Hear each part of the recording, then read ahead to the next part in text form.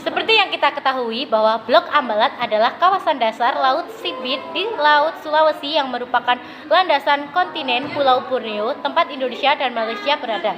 Kasus ini terjadi salah satunya karena belum disepakati garis batas maritim di Laut Sulawesi antara Indonesia dan Malaysia. Konflik batasan antara Indonesia dan Malaysia di Ambalat merupakan konflik perairan di mana terjadinya perebutan wilayah yang menyimpan kekayaan migas yang cukup besar. Blok laut seluas 15.235 km persegi yang terletak di Selat Makassar itu menyimpan potensi kekayaan laut yang luar biasa.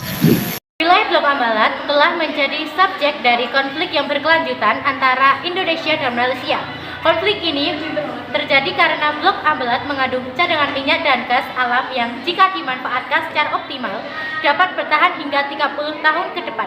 Kedua negara kemudian menandatangani perjanjian tapal batas landas kontinen Indonesia Malaysia pada 27 Oktober 1969 yang diratifikasi oleh masing-masing negara pada tahun yang sama.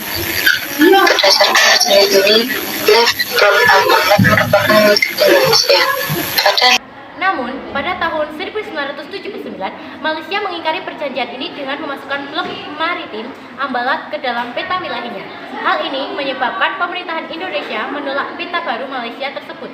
Tak hanya Indonesia, peta tersebut juga diprotes oleh Filipina, Singapura, Thailand, Tiongkok, Vietnam karena dianggap sebagai upaya atas perebutan wilayah negara lain. 16 Februari 2005, Malaysia memberikan konsesi minyak di kedua blok tersebut kepada perusahaan minyak milik Inggris dan Belanda Shell.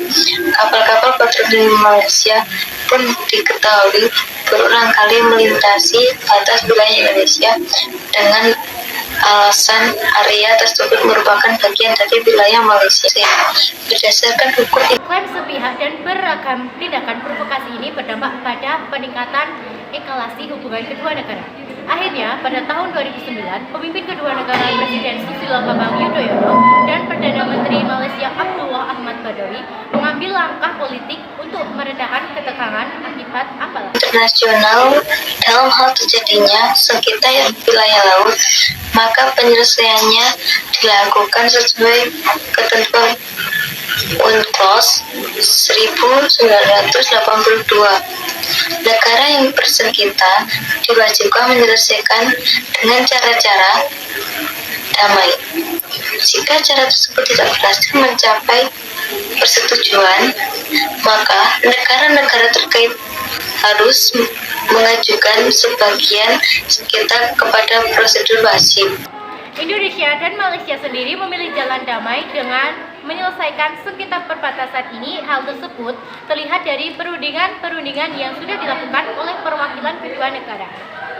Pemerintah Indonesia pada tahun 2009 pernah menyebut tidak akan membawa masalah Blok Ambalat ke Mahkamah Internasional mengingat posisi Indonesia yang kuat.